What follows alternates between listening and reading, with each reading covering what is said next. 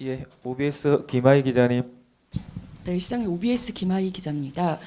명태균 의혹에 대해서 좀 질문 드리겠는데요. 아무래도 좀 두 가지가 가장 궁금해하는 것 같습니다. 일단 명태균 씨 측에서 시행했던 13번 그 여론조사를 실제 그 당시에 좀 보고받으신 적이 있으신지 하나랑, 그다음에 그 강혜경 씨 측에 시장님의 그 지인이라고 하시는 사업가 김모 씨가 3,300만 원을 보냈다고 나왔는데, 이거 관련해서 시장님이 인지를 하셨는지 그 두 가지를 좀 여쭙고 싶습니다. 예, 뭐 가장 핵심적인 질문을 해주셨으니까요. 일단 그 부분부터 좀 설명을 드리겠습니다. 아마 가장 궁금한 부분이 그 두 가지일 것 같아요. 좋은 질문 해주셨고요. 사실 명태균 씨와 강혜경 씨가 저에 대해서 굉장히 적대적이라는 건 아마 느끼고 계실 겁니다. 무슨 뜻이냐? 초기에 그때 아마 1월 중하순 정도, 그러니까 21년이겠죠. 21년 1월 중하순 정도에 저를 찾아왔는데, 그 김영선 의원 소개로 함께 왔는데, 그때 함께 와서 두 번까지 만난 건 제가 기억을 합니다. 그런데 두 번째 만나고 그때 캠프를 총괄 지휘하던 강철원, 후에 이제 우리 정무부 시장이 됐죠. 강철원 정무부 시장에게 이 사람이 뭐 이런 식으로 우리 선거를 돕겠다고 하니 한번 얘기 들어보고 판단해 봐라라고 넘겨준 게 저로서는 그게 마지막입니다.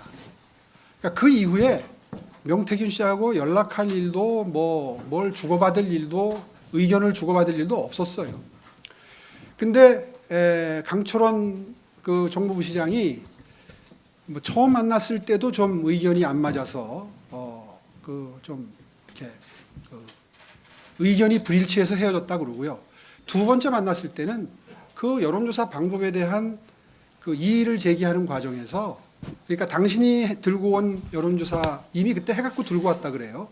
그래서 당신이 들고 온 이 여론조사가 도대체 형식과 격식이 맞지 않는다. 그러니까 여론조사를 하게 되면 무슨 뭐 분포도 고루고루 돼야 되고 연령별 분포, 지역적 분포 뭐 이런 게 있어야 되지 않겠습니까? 예를 들면 그런 것들이 전부 정상적인 여론조사의 통상의 예에 비추어서 어긋나기 때문에 그 점을 지적하는 과정에서 뭐 여론조사에 대해서 얼마나 아느냐로 시작되는 논쟁이 나중에 거의 그 뭐 좀 옮기기 어려운 그 욕설에 가까운 이런 그 갈등으로, 한마디로 말해서 싸움이 일어났다는 거예요. 그래서 헤어질 때는 거의 얼굴을 붉히고 다시는 그 볼 수가 없는, 만날 상황이 아닌 상태로 헤어졌다는 겁니다. 그런 것을 저는 나중에 보고만 받았죠. 그리고 저는 잊어버린 거죠. 그 사람과의 인연은 이걸로 끝이 났구나. 이렇게 보고받고 저는 그 이후로 한 번도 명태균 씨를 신경 쓴 적이 없습니다. 그게 첫 번째 질문에 대한 답변이고요. 그렇기 때문에 자연스럽게 추후에 3,400만 원을 뭐 줬다, 혹은 또 뭐 그 이상의 액수가 갔다 하는 거를 저로서는 관심도 없고 알 리도 없고 알 수가 없는 거죠. 그걸로 명태균 씨와의 인연이 끝났다고 생각을 하는데 제가 거기에 관심을 가질 이유도 없잖아요. 선거 치르는 사람이 또 좀 신경 쓸 게 많습니까? 사실 이번 사건이 불거지고 지난주인가 그 뭐 몇 번에 나누어서 3,300만 원을 보냈다는 보도를 보고 저도 깜짝 놀랐습니다. 그리고 명태균 씨 측에서 나온 그 수차례에 걸쳐서 무슨 여론조사를 했다는 13번의 그 미공개 여론조사를 보고 처음에 제가 가진 의문은 진짜로 이걸 했나? 이걸 왜 했나?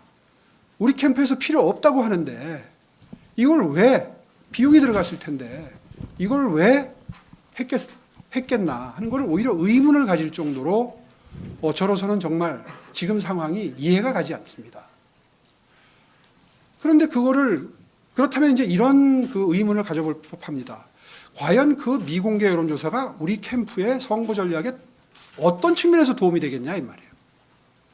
여러분 아시다시피 당시에 그 나경원 후보와의 당내 단일화 경선, 그리고 그 위에 있었던 안철수 후보와의 당 밖의 후보와의 단일화 경선, 단일화 협상과 경선, 이거는요 다 결론 난 것이 100% 일반 국민 대상 여론조사입니다.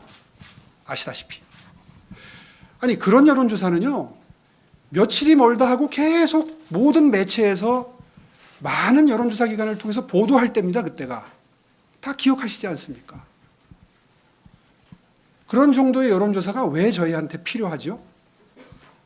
그냥 매일 아침 뉴스 보면 나와 있는데 그걸 왜 비용을 주고 부탁할 일이 뭐가 있습니까? 그러니까 명태균 씨 입장에서는 저기 창원에서 활동하던, 그 전까지는 중앙정계에 진출했던 분이 아닙니다. 아시다시피. 창원에서 활동하다가 중앙에 진출을 하고 싶었을 거예요. 짐작컨대. 근데 와가지고 처음에 우리 캠프에서 거절당한 겁니다. 아까 말씀드린 대로 강철원 정부시장과 큰 다툼이 일어나서 그 캠프에 있었던 사람들이 다 그 다투는 이야기를 들었을 정도로, 목격했을 정도로 그렇게 큰 다툼을 벌이고 나서 어떻게 우리 캠프에 발을 들여놨겠어요. 그런 상황을 염두에 두고 판단을 해보시면 지금 그분들이 명태균 씨와 강혜경 씨가 마치 우리 캠프 쪽에 자기네들의 여론조사 결과가 온 것처럼 전제를 해서 이 주장하는 것은 정말 납득하기 어려운 논리적인 전개다. 특히나 초기에 또 명태균 씨가 이런 말씀도 자주 하셨어요. 저 오세훈이는 머리가 나빠갖고 내 말을 안 들었다. 그게 저를 악의적으로 험담하는 이유 아닙니까? 내 말 안 들었다. 저 사람 머리가 나빠서 이해도 못했다. 그 말을 굉장히 반복적으로 했습니다. 그리고 그 이후에 저에 대해서 각종 악담, 험담을 창원 지역 중앙정계에서 하고 다닌 게 다 확인이 됩니다. 그런 상황에서 저희한테 여론조사를 부탁받고 여론조사를 했다고 상상할 수 있겠습니까? 자기 뜻대로 안 됐으니까 악담하는 거 아닙니까? 그 부분에 대해서는 그 정도로 답변드리겠습니다. 아무래도 이분과 아시는 분이고 무상급식으로 인연도 맺으셨다고 하니 이분이 돈을 줬다는 게 아무래도 연관성이 계속 나오는 것 같은데요. 이 부분에 대한 설명을 조금 더 부탁드리고, 왜 이분이 돈을 주셨는지 그걸 아시지 못하시겠지만 고분과의 관계를 조금 더 부탁드리고, 그리고 김혜경 씨에 대한 혹시 추후 조치 고민하시는 게 있으신지. 강혜경 씨. 네. 강혜경 씨랑 혹은 명태균 알겠습니다. 씨에 대해서 추가 조치 고민하시는 게 있는지 말씀 부탁드립니다. 인연을 말씀드리면 이분이 어떤 분인지 아마 이해를 하실 거예요. 사실은 무상급식 때 인연이 됐다 하지만 그 전부터 저를 후원하고 이런 관계가 있었던 걸로 아는데, 사실 그 전에는 그분의 존재감이 저에게 없었습니다. 그냥 수많은 후원자 중에 한 분 정도 줬는데, 무상급식 때 주민투표가 있었잖아요.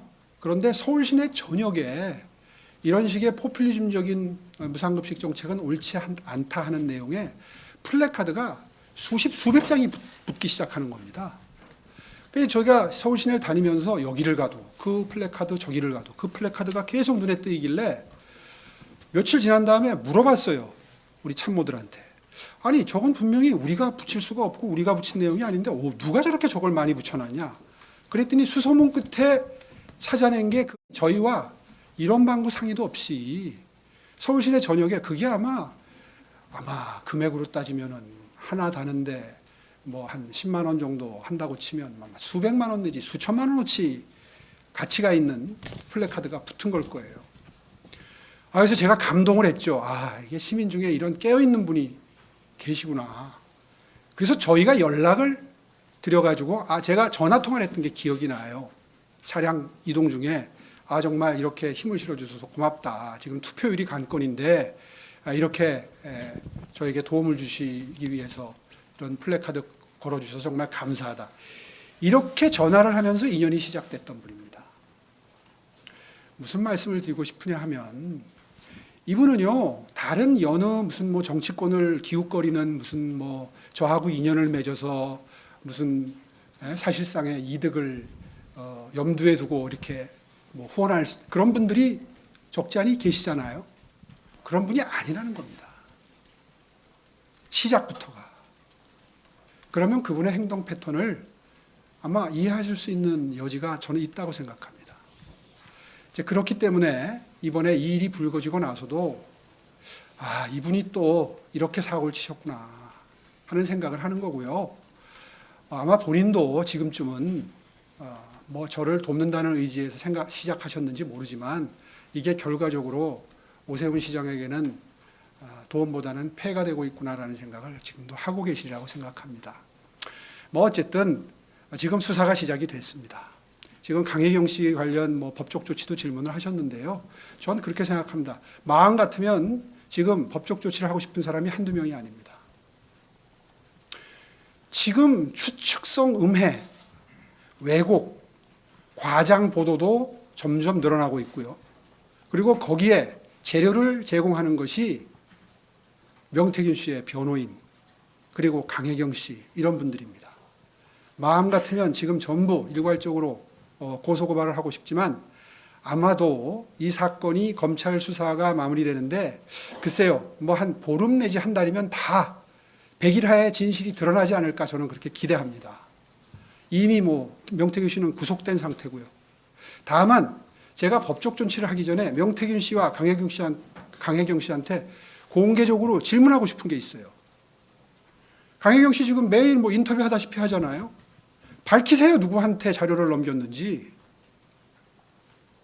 왜 오세훈 측이라고 자꾸 표현합니까? 명태균 씨도 구속돼 있는 상태지만 변호사를 통해서 밝힐 수 있습니다.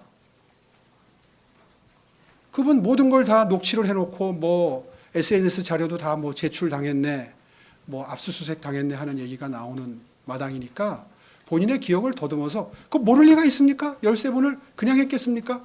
누구한테 주려고 했지? 받은 사람이 분명히 있을 거고요. 그 사람 밝히세요. 저는 오히려 강혜경 씨와 명태균 씨에게 그 요구를 합니다.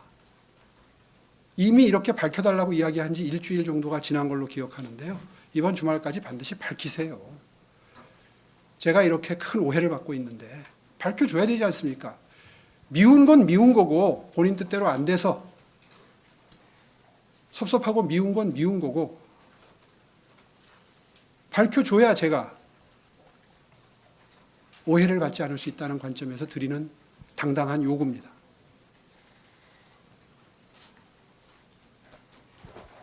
예, 질문하실 기자. 그리고 이런 추측성, 음해성 보도는 나중에 검찰 수사를 통해서 사실관계가 확정된 후에는 반드시 책임을 묻겠습니다. 지금은 제가 뭐라고 얘기를 해도 뭐 돈이 간 사실이 나온 마당에 제가 오해를 받을 수밖에 없지만 수사 결과가 나온 다음에 음해성, 추측성, 과장, 보도, 주장엔 반드시 형사상, 민사상 책임을 묻겠다는 경고를 이번 기회에 명확하게 드리겠습니다.